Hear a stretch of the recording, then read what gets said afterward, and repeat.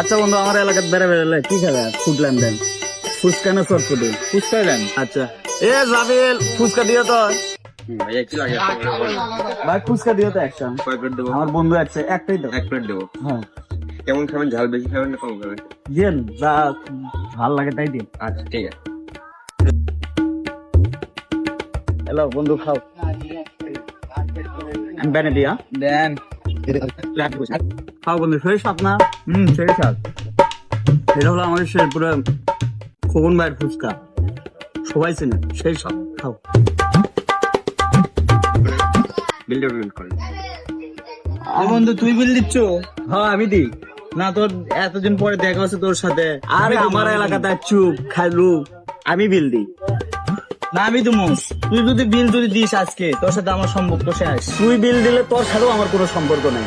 আচ্ছা শোন, বিল দেওয়া লাগবে না, চল। ভাই ভাই বিল। হ্যাঁ এ মেয়া, তোমার সামান্য এই 50 টাকা বিল দেওয়ার জন্য 2 জনের 20 বছরের সম্পর্ক নষ্ট করবো মেয়া? থাকো তোমার বিল। আমি তো চোদনা হয়ে গেলাম। তুই কয় কি রে?